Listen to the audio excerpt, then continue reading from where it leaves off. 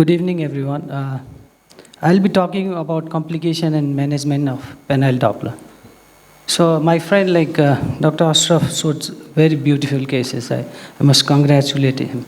I haven't seen such cases in my life too. And before going to complication and management of penile Doppler, I would just like to show some graphical image. Like this is normal penis. You can see there is an interperennial artery which is supplying from the cavernous artery to the helicine and circumflex arteries.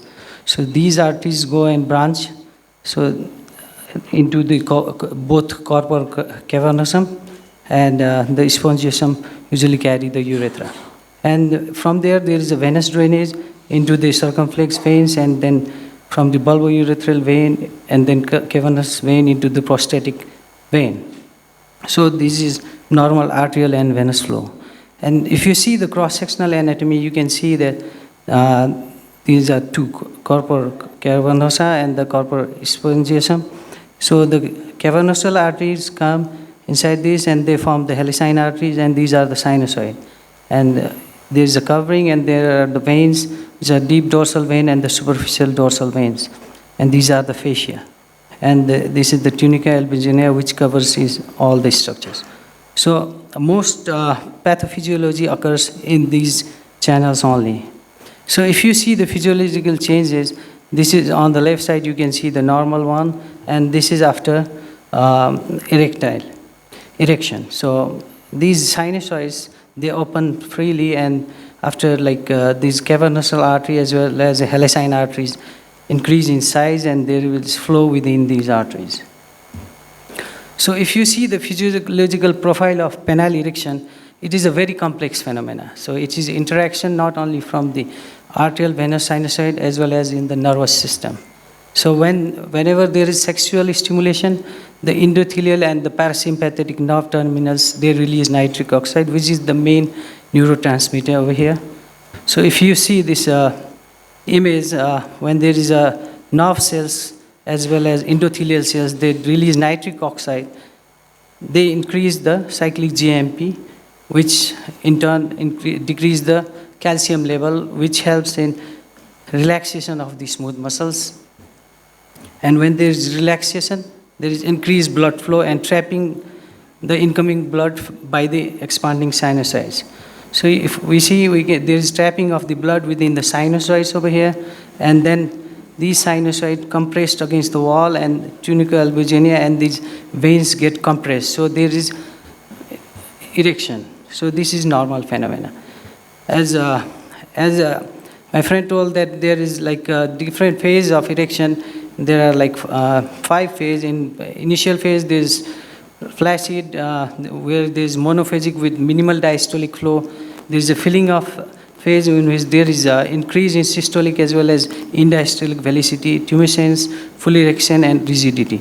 Depending on them, the normal erectile arterial flow is when there is more than 30 centimeter per second, and for the venous, it should be less than 5. So these are different stages of swelling. So, and the penile detumescence occurs when there is a relaxation of the constriction of the smooth muscles. So these are by the phosphodiesterase, and it allows increased intracellular calcium, and then smooth muscle contract, and the trapped blood goes outside, and the penile detumescence appears. So before doing every kind of a penile Doppler, we should always have pre-procedural consent about the drugs we are using. We either use the oral drug or the injection. So there is always risk of complication like priapism, which is prolonged erection for more than 3 hours. So my topic is basically to talk about the complication and the management. So after going about the pathophysiology, I just may come to my topic. So the key complications here are pain, priapism, hematoma, fibrosis, and infection.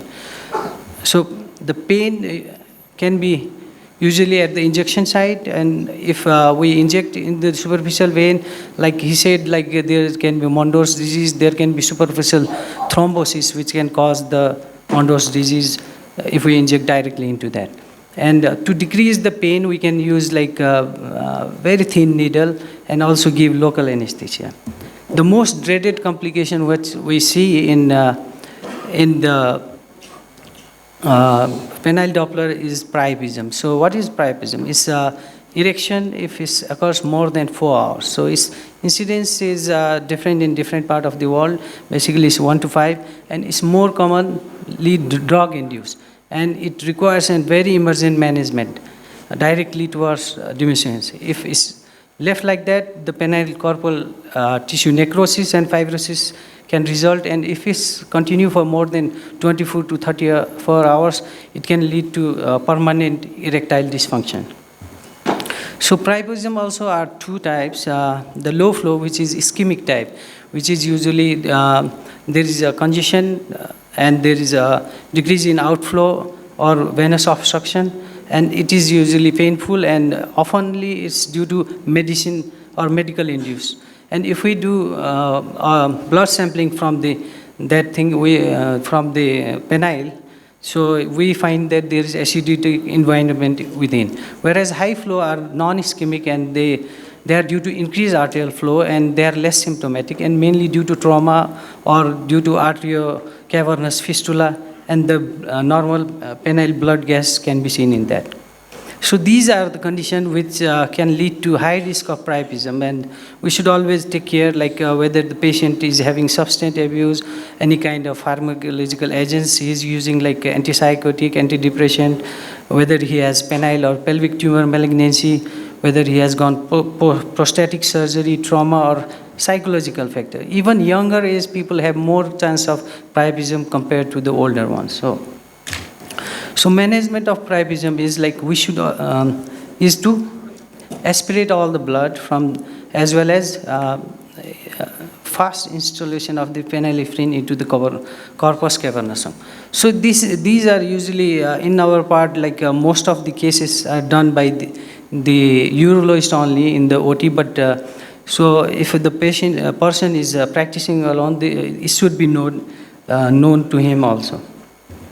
So the recent current American guidelines shows that oral therapy is not recommended in priapism, and in case of ischemic priapism, we should always use the diluted phenylephrine, and the dose is like 100 to 500 mcg per ml. We can inject every 5 minutes for 3 additional injection, and in some time we can do repeated injection for 60 minutes, and up to 1000 mcg of phenylephrine can be given. So before giving, we can do a penile block, and then we can inject it along this. This was case of, apart from the ischemic priapism, which is usually due to drug-induced or venous obstruction, this was a case we found in with high flow priapism. This was a saddle injury in a 22-year male with painful erection. You can see that there is direct communication of the cavernous artery into the sinusoids, and it was the blast was seen in the CT angiogram, and we did an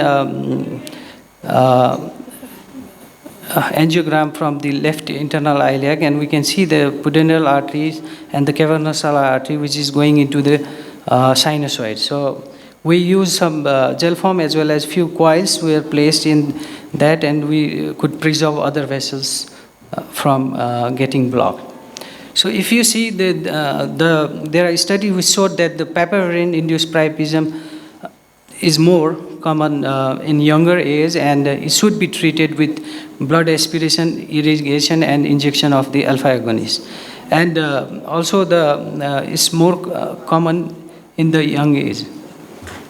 Second thing is that there are certain new centers which use alprostadil, which is the prostaglandin E1 blocker, which prostaglandin E1, which usually increase cyclic AMP and cause smooth muscle relaxations. So they did study in 292 patients for priapism, and they showed that there was no case of priapism in this case while doing the penile Doppler. So it shows that it's more effective and less complication doing drugs nowadays. So also there are study which shows that the vardenafil versus papaverine in penile Doppler, and it showed that it has no significant difference in two methods in mean peak velocity at different minutes. And papaverine, although is a gold standard for color Doppler, it has adverse effect in like most cases. So compared to the vardenafil. So these are also the drugs in case we can keep as a reserve in people who are like more prone to get priapism. So the takeaway message is like informed consent about the priapism and its complications should always be taken. We have to evaluate whether the patient will be more benefited from the oral or injectable for Doppler study, and we should always identify the condition in high risk patient, and if there are complications we should treat them immediately. Thank you and namaste. Yeah.